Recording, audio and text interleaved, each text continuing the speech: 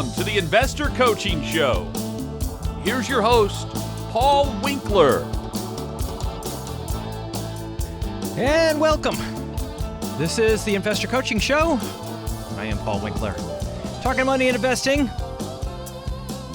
Going through the news of the week, the things that have been going on, as well as putting some of that stuff in perspective. Also, educating on investing as we go, because so much of what we get about investing is driven by an industry that has just gone off the rails in so many ways and has been doing it for so many years that most people don't even realize it. I was actually having a conversation with some people earlier today, and we got to talking about their spouses, and says, their spouses are studying the stock market, and they've been getting into studying investing because they just don't trust anything they hear. And I was like, yeah, they're still getting information from places that are having them do things that are dysfunctional.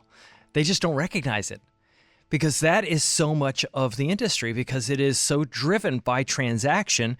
And that's why this show, the whole idea is just to make this a little bit of a different experience. And I like to walk through just the news of the week, simply because we hear things and it's a hard time putting it in context. There's so much to get into. I mean, good grief, the feuds that have happened this week, and everybody's talking about that. United States versus Europe. There's been crazy AI predictions that I want to get into. And, the U.S., are we still the place to do business? We'll be talking a little bit about that. Hierarchy traps with 401ks, how that you're taking distributions. Industry, it's crazy. The biggest mutual fund companies taking distributions. You're trying to pull money out of your qualified account, your 401k, your IRA, and they're doing it in ways that you just have no idea what they're doing. And they're being called out. Biggest mutual fund, one of the absolute biggest mutual fund companies in the world doing it that way. And then there's some fascinating stuff about ChatGPT and getting involved in choosing stocks and how they have done. I'll get into some of that.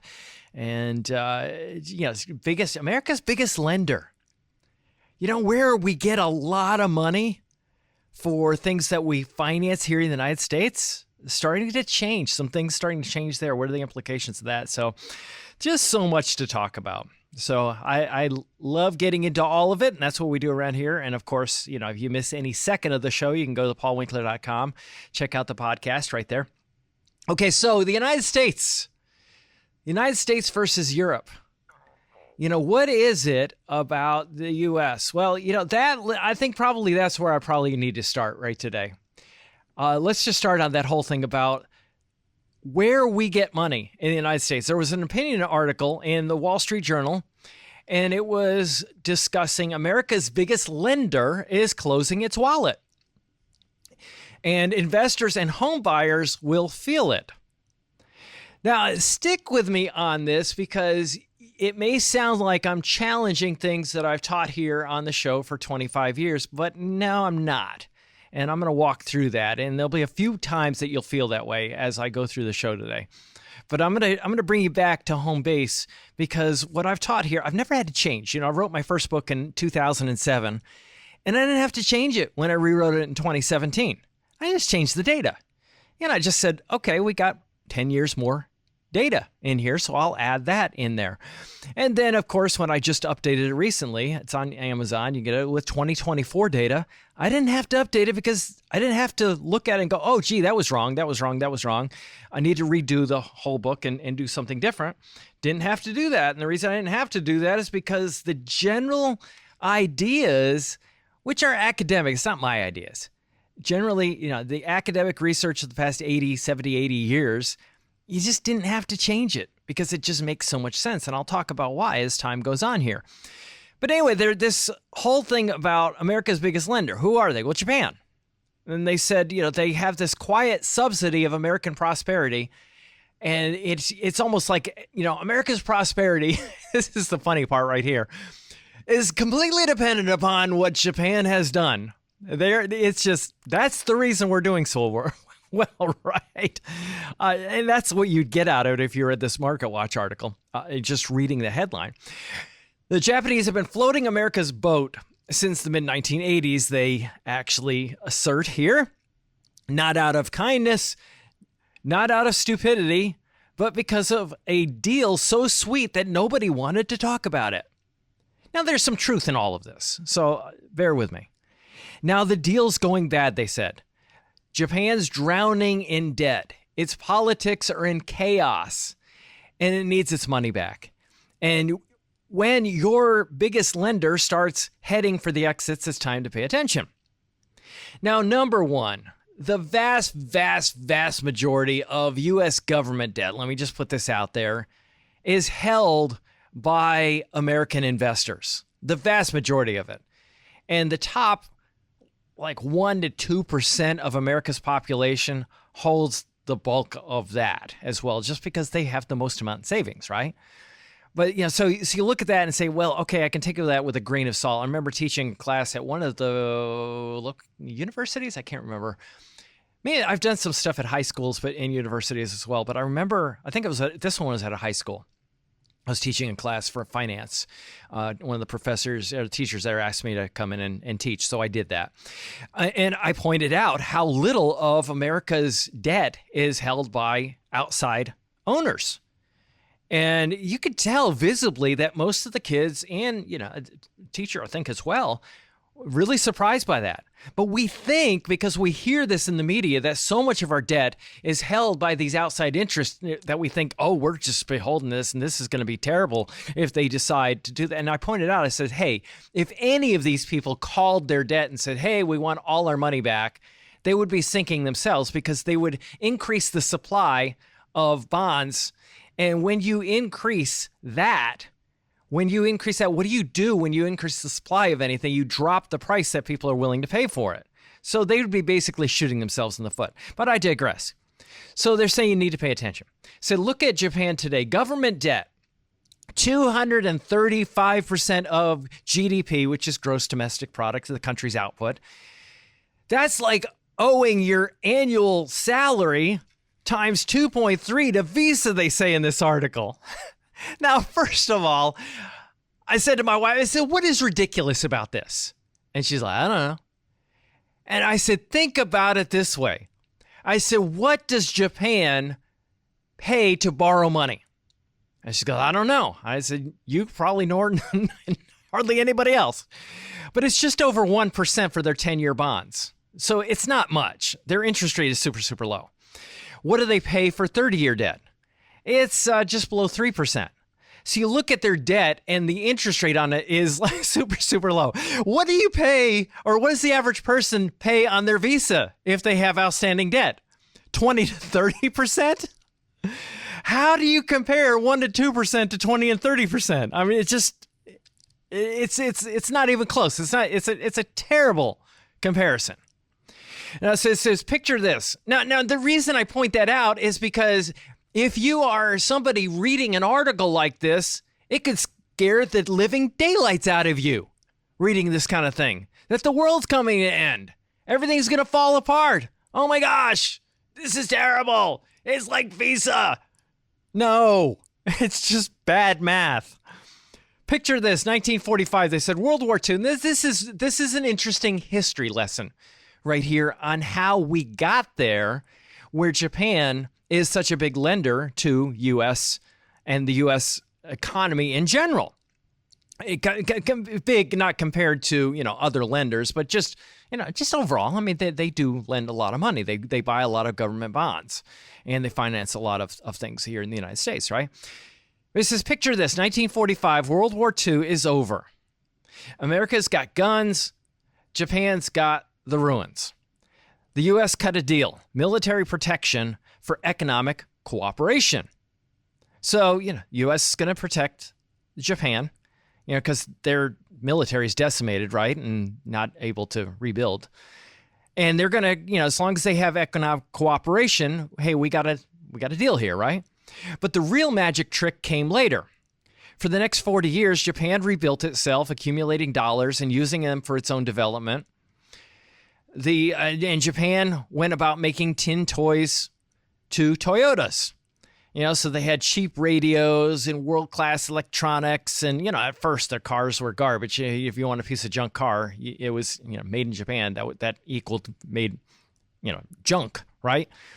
And that was it. I mean, it was like back when I grew up, you didn't want anything from there because it was no good. But they got really, really good, and their quality became second to none. And then you'd go through Consumer Reports, and all your 5-star cars were Japanese, and all your 2-star cars were American made, right? So then they had the Plaza Accord of 1985, 5 finance ministers in the New York hotel room deciding to dismantle Japan's export machine. Japan signed on to, thinking they could manage it. They couldn't. The yen shot up 50% against the US dollar. So if you're, let's say, an economics major, you're learning about the differences between different currencies. You know that when your currency is really, really strong, I mean, it's very, very valuable versus another currency. It makes it really hard for you to export to other countries. So if you have a weak currency, that's why China was always talked about as a currency manipulator. Because if they could manipulate the value of their currency down, they could cheapen their exports and they could really do well doing that.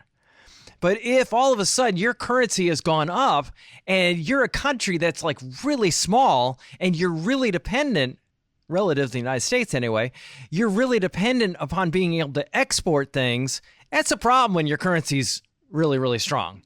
So their currency shot up 50% against the dollar. And in 2 years, Japan faced a choice. It was either A, watch its economic miracle turn into a pumpkin, or get creative. And they decided to get creative. Instead of converting, they said in the article, their mountain of trade surplus dollars to yen, which would have pushed the yen even higher, made their problem even worse, the Japanese did something beautiful. They started buying U.S. Treasury bonds, mountains of them. It's perfect. The U.S. got to keep borrowing. Japan got to keep exporting. Now, nobody had to mention the whole thing was a shell game. As economists have long warned, this recycling machine couldn't last forever. That's the problem for the next guy.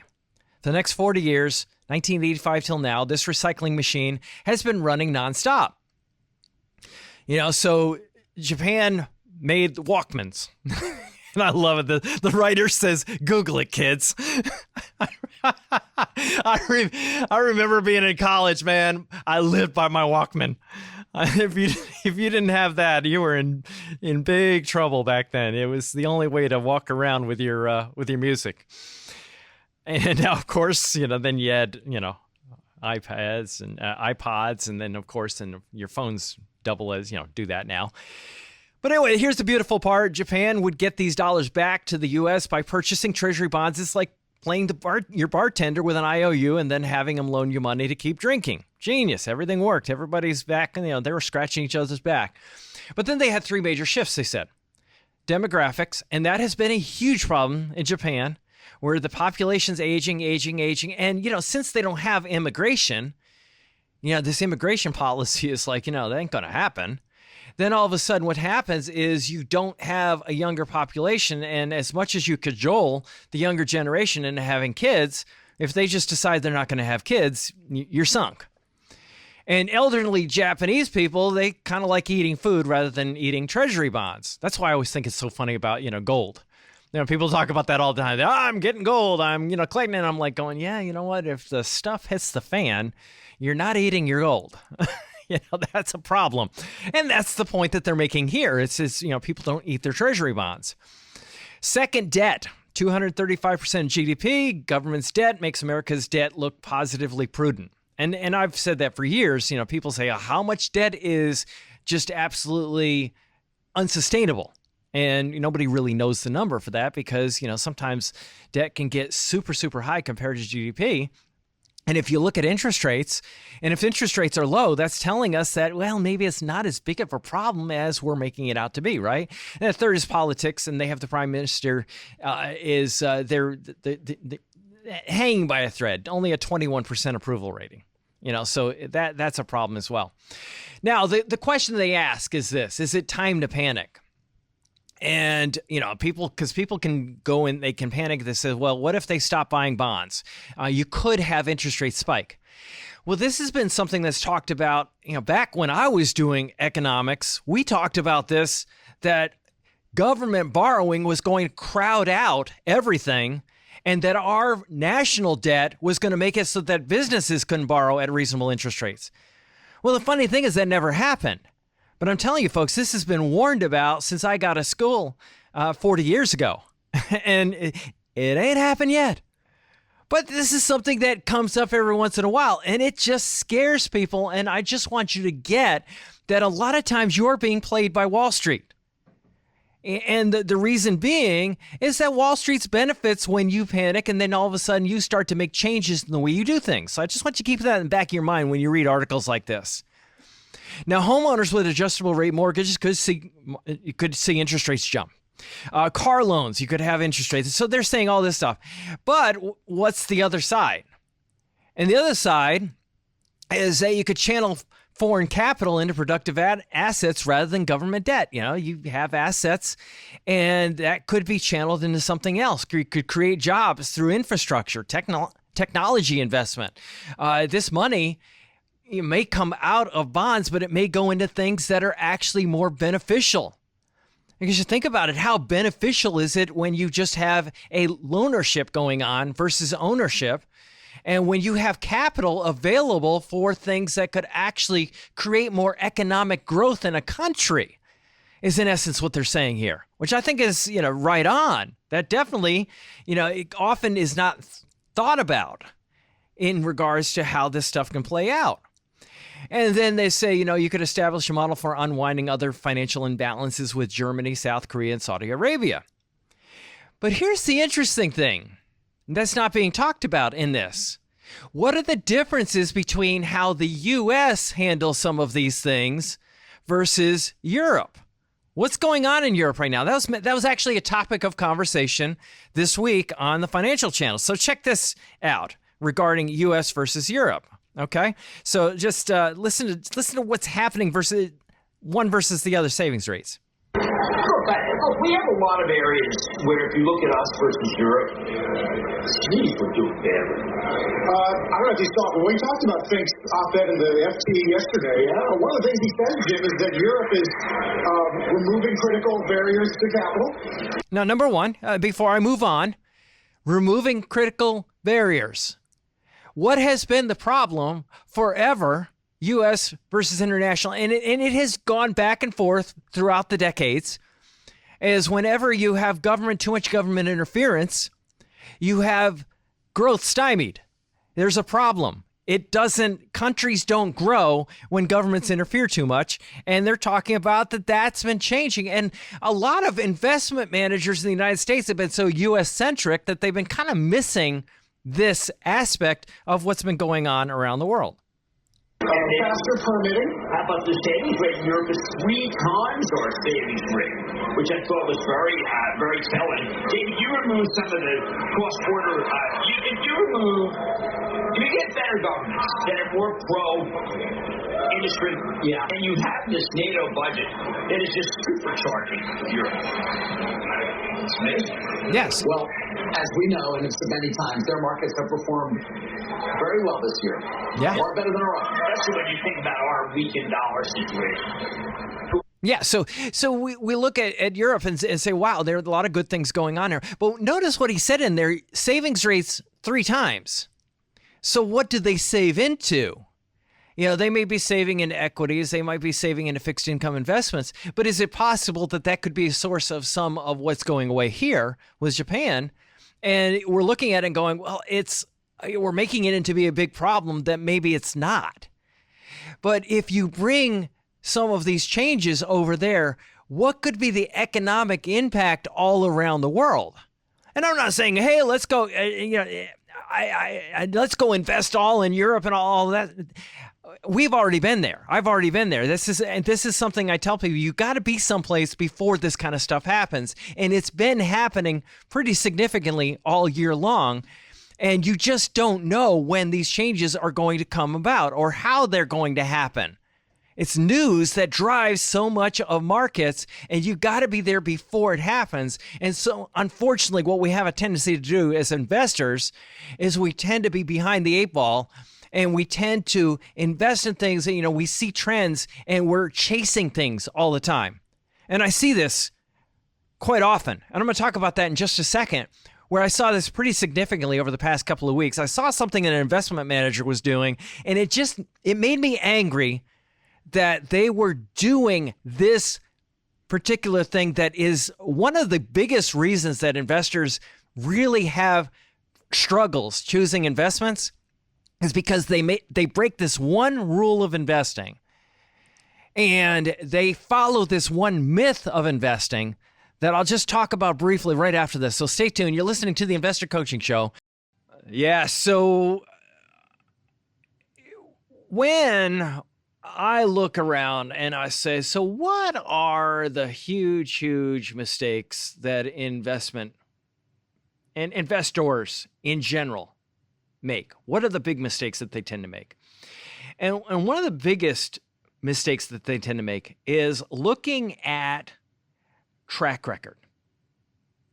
And you have John Bogle, well-known investment guy, and here's basically what he had to say about track record and looking at past performance as in choosing investments. The other myth is that there's some way of picking managers in advance or picking managers for the future based on what they've done in the past.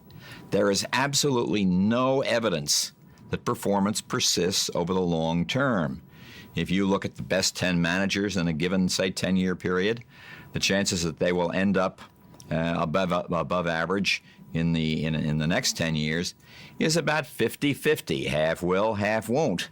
Why would people want to bet that way? I think he was being too kind. That is 50-50. Way too kind. Because I have actually seen where it's like 6%. I've seen the odds being very, extremely low that they'll be in the top half. And the reason that they don't end up in the top half is because of the expenses of doing that.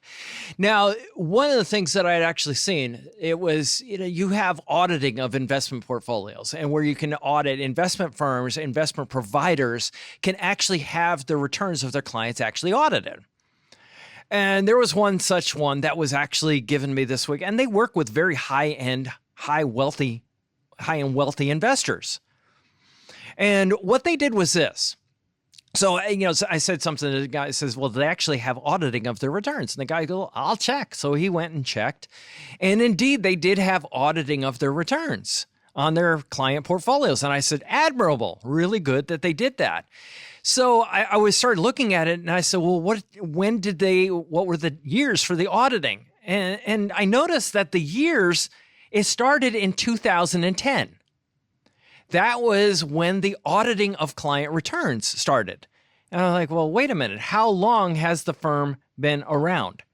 Let's just say a whole lot longer than that. A whole lot longer. Now, why is that significant? Well, because if you look back over the past 25 years, you had a major market downturn from 2000 through 2002. You had a major market downturn in 2008, early 2009. How convenient to start your auditing of your client returns in 2010. And you see that, and I see that with insurance companies a lot. Like, for example, insurance companies will actually come out with a product, and you look at the brochures and you go, wow, look at how this product performed versus the S&P 500, for example. They'll do this all the time. And they'll pick a period of time that a strategy that they could have employed using options and futures and puts and calls and things like that would have actually done better than a certain segment of the market. And then they will put a brochure together, and the idea being that they put a product together based on what the brochure is going to look like. Then another thing that you will see is mutual fund companies may have dozens upon dozens of funds that are investing in a certain segment of the market, like large U.S. companies or small U.S. companies. And they'll have dozens of funds in one area of the market. Now, I'll use large U.S. companies just as an example because most people would be familiar with the S&P 500. Got 500 companies, roughly, that make up the S&P 500, sometimes a little bit more, sometimes a little bit less. But, they'll have that many companies. And you go, well, let's just see. We don't know which companies in these 500 are going to do better than others. And so what they'll do is they'll have multiple mutual funds, maybe even a dozen of them, that are investing in that one area, and they'll have slightly different weightings of different companies in there. And then what they'll do is whichever ones have the better performance over a 10-year period, those are the ones they advertise. Or they'll have another thing that they'll do, which is called seeding of funds. And I've talked about this in the past as well. It bears repeating. Where they'll open up a mutual fund, they'll open up a multitude of mutual funds, they'll seed it with a little bit of money. They'll put a little bit of money in Fund A and Fund B and Fund C and Fund D and Fund E. And then what they'll do is they'll watch which fund out of those 5 funds, let's say A through E, do well. And then they will actually take those, whichever fund had the best return, and they'll go public with it, and they will advertise its performance. And the mutual fund managers will do this because why? Because it attracts you, the investor that doesn't know any better. And you'll look at it and go, well, they got a 10-year track record or a 15-year track record. I mean, I think about, Bill Miller, Legg Mason and Value Trust, 15 years in a row.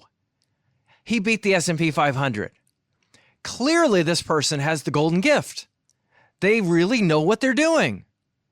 And then proceeded on to lose a significant amount of the investor's money that was investing with him. Why? Because the past performance didn't bear out. It didn't continue. Now, there are studies of pension plans where pensions will take mutual funds that perform really poorly, and they'll go, we got to get rid of these people. They're stinking up the joint. Let's get rid of them. And they'll look around for funds that did better during the past 5, 10, 15 years, 20 years. And then they'll go and fire the poorly performing managers, and they will put the money with the better performing. And it's funny when you look at the studies, what it looks like. The top line, which is the ones that performed well in the past, which is when they weren't in those funds, they didn't own them, go down and they perform poorly. And the ones that perform poorly in the past that they did own and they get rid of, end up going on to perform well. And it's almost comical when you see the research, how those two lines cross each other. And you go, what on earth is going on here?